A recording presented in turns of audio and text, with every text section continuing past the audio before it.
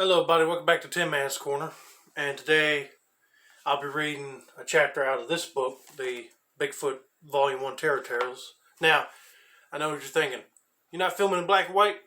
No. As you guys recall, a while back, I said in one of my book reading videos, I said from now on, the ghost videos will be in black and white to make it more spooky, while the Bigfoot videos are going to be in color. And to start that train off, I'm reading a chapter called Yeiitsoh or Yeiitsoh. It's Yeiitsoh.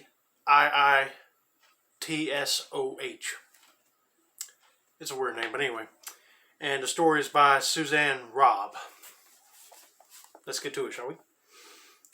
Carl Hutter and Jake Miller stood in front of a cave entrance, elbowing one another. Carl nudged his friend once again. "You go in first." "Come on. You're just chicken. Get in there. We got a job to do." Carl nodded his head and edged his way into the cave. Images of his slain family flashed in front of his eyes. 2 days ago, his sister and mother were working out in the field. The sun bright and warm, the sky a perfect blue, an otherwise perfect day, until the screaming started. Man, I'll be hating to hear any screaming in a field. But anyway, Carl ran as fast as possible, the screams of terror pushing him on, his father lagging behind him. Elaine Hutter and her daughter, Tori, picked strawberries for after dinner. Elaine looked up at the sky, thankful they had a large harvest this year. A noise off to her left caught her attention. She looked over, but saw nothing. "Tori, did you hear anything?"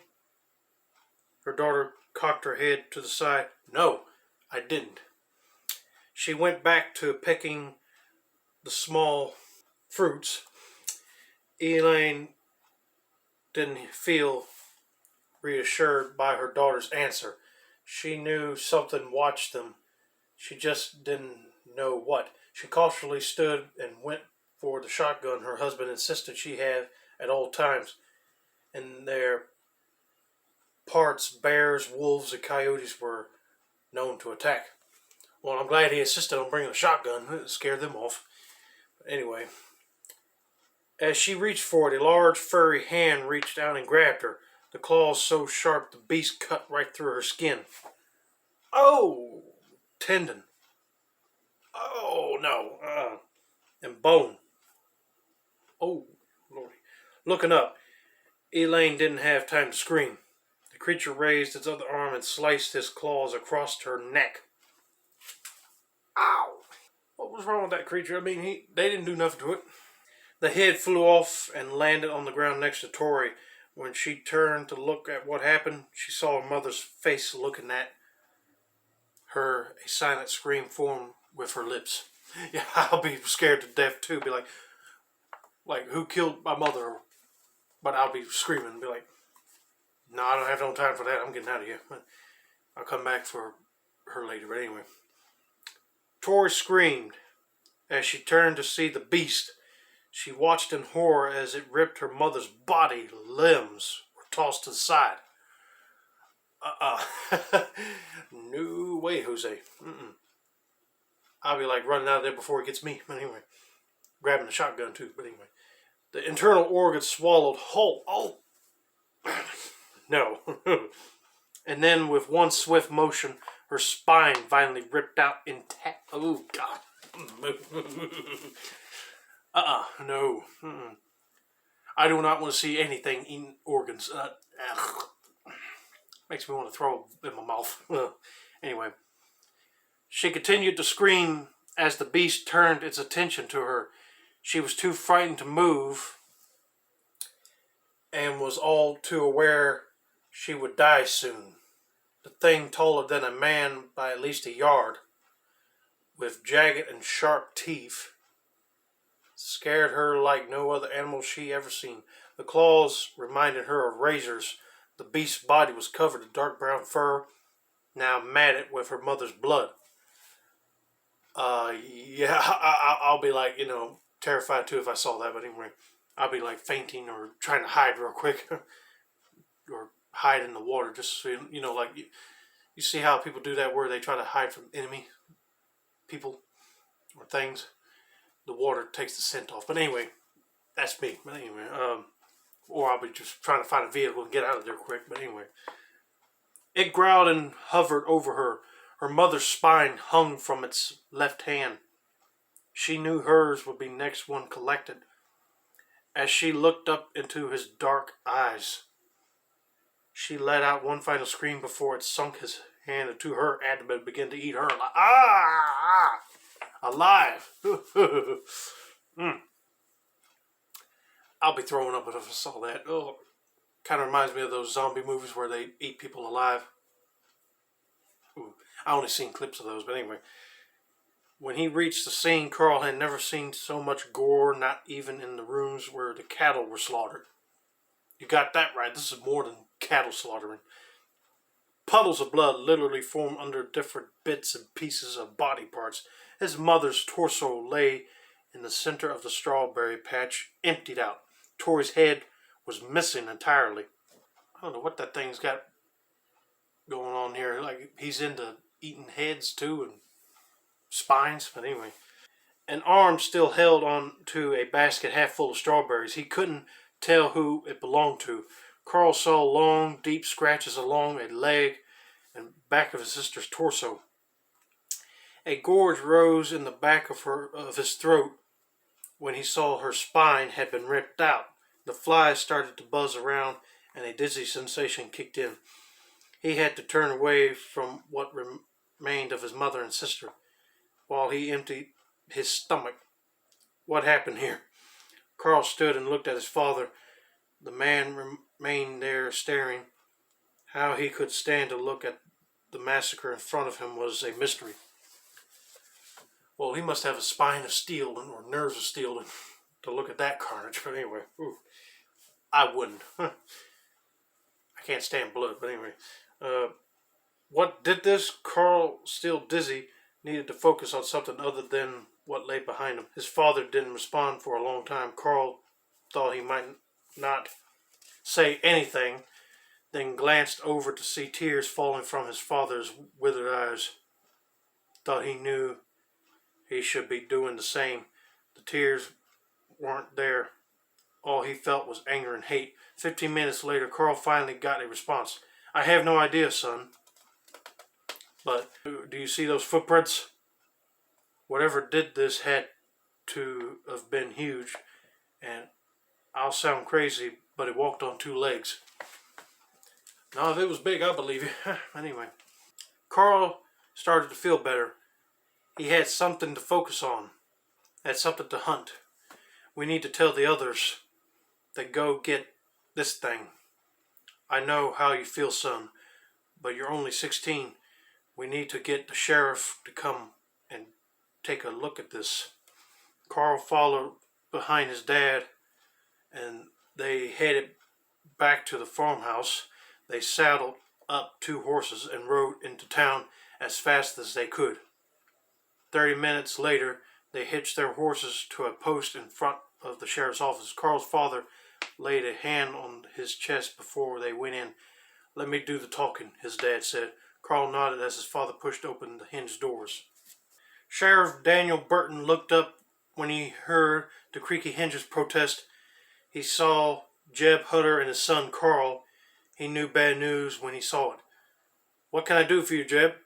There was an attack out on my place. You need to come see it. Bring some others too. Think we might have to put together a hunting party. Daniel leaned back in his chair. He knew animal attacks were common in this part of the country. People settled here about 10 years ago, and friction remained between some of the locals and the Indians. What kind of attacks are you talking about here? I don't know, something big. Will you just get some men together and come look? I can't put it into words. Please don't make me describe it. The last part was spoken so softly Daniel barely heard it. All right, I'll grab George and Harry. Give me 10 minutes to round them up and saddle the horses. We'll meet you in front."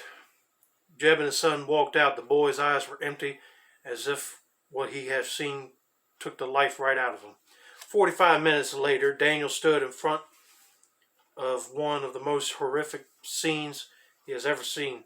His two best deputies were off to the side looking for clues as to what might have caused this. Jeb had been right. There were no words to describe what happened. What kind of animal rips out a spine and takes it with it? The footprints were too large for a bear, and as far as he knew, it was the largest predator in the area. "Sheriff, we need to move now. The trail's fresh. We could track it." Jeb held his Winchester, and his face wore a look of determination.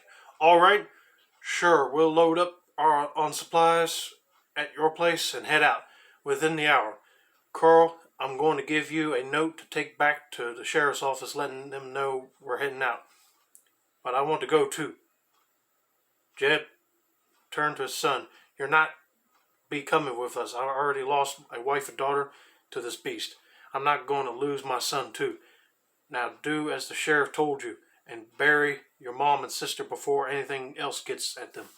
I understand completely. He don't want to lose his only son, and plus, I suppose with his wife and daughter getting, like, already been dead, they're starting to fumigate, so they might have other beasts come at them. So he wants them to bury him quick. And like he said, his son was not old enough to go with him, so I understand completely. Anyway, Carl cowered under the anger tone his father used. He watched as they loaded up ammunition, jerky, bread, and cheese. Sounds like a good meal for the hunt, but anyway. Before they rode out, when they were out of sight, he mounted his horse and went back into town. Dusk approached, and he didn't feel safe. But he had to deliver the note for the sheriff. Once he reached the office, full dark had set in. He hitched his horse to the post and went into the office. He saw Mr. Miller there, his friend Jake's dad. "Hey, Carl, what are you doing here?" Carl held out the note as he spoke. "Hi, Mr. Miller. The sheriff went out with a couple of others and with my dad to hunt an animal that killed my mom and sister this morning." Carl said as tears started to form. He forced them down and focused on his anger. "Geez, Carl, I'm sorry. Is there anything we could do? Why don't you stay in town tonight? You can keep me company and tell me about what happened." As he spoke, he unrolled and read the note. "No, sir. I should be getting back." He turned to leave. "Hold up," he says. "Here, they don't know what they're hunting, and to alert the other townspeople to be careful. Stay with us tonight, please. Jake would love to see you. I should go home. My dad wanted me to take care of my mom and sister before the scavengers got him." His face went somber. "I'm going with you." Carl shrugged his shoulders and walked up front. He united his horse and got on. A few minutes later, Mr. Miller came round from the back. "Let's go." I'm going to read this part of the page, and then we're going to have to do a part two. This is a long story. John Miller had never seen someone remain so silent and wear such a vacant expression. He figured the kid had never seen violence before. When they arrived at the farm, he watched as the boy dismounted the horse, took the saddle off, and sent the animal out to pasture. The kid went and collected burlap sacks and some shovels. John had no idea what the sacks could be for. "Can you carry the lantern, Mr. Miller?" "Of course. Just tell me what way to go." Carl led them to the middle of the strawberry field. At first, John didn't know what they were doing. Then he saw the body parts. He understood why the kid had grabbed the bags. Carl was happy Mr. Miller kept quiet as they collected all the parts. Oh, I hate to see that scene, but anyway. They could find every now and then he would stop and pull a Colt, pointing it in the direction of some noise or another. Carl felt the hairs on the back of his neck rise a few times as they gathered the blood-soaked parts into the bags. He knew they were being watched, but what it was that had its eyes on them, he didn't know. There were so many things out there hungry for flesh. It could be a rat or a bear. They wouldn't know until it attacked. A noise stopped them, both cold. Mr. Miller and his Colt revolvers out and ready in a second. Carl nodded, impressed. A snarling noise got closer. Carl ran to the lantern and held it up high enough so Mr. Miller could aim properly. Carl's hand shook, so he reached up with his other to hold the lamp steady. He looked at Mr. Miller and noted he had a straight face, totally focused. He was reassured by this. The snarls grew louder, turned into growls. An animal leaped out of the brush. Mr. Miller fired 2 shots and took it out. They both approached it slowly. Is it a coyote? Nothing to worry about. Miss Miller kicked it back into the brush.